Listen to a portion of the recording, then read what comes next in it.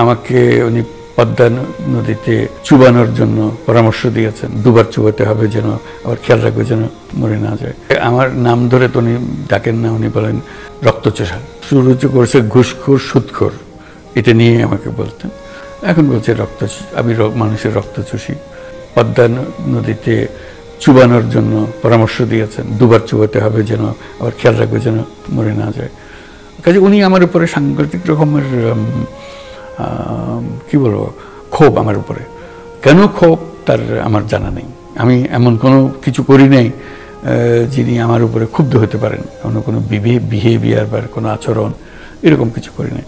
কাজে এটার থেকে মুক্তি পাওয়ার আমি তো কোনো রাস্তা দেখছি না। একজন একতরফাভাবে একটা ভীষণ ক্ষোভের মধ্যে থাকবেন, কোন দিক থেকে এটা ক্ষয়ে গেল, হারিয়ে গেল, আমার দিক থেকে আমি জানি না। আমি কি অপরাধ করেছি, কিছু একটা নিশ্চয়ই করেছি। যেদিন ঘোষণা পেয়েছি, টেলিভিশনে শুনেছি, রেডিওতে শুনেছি, সেদিনেই আমরা 6 জন ছিলাম ন্যাশভিলে। 6 জন একত্র হয়ে অনেক বাকবিতণ্ডার পরে আমরা ঘোষণা করলাম আমরা সবাই বাংলাদেশের নাগরিক।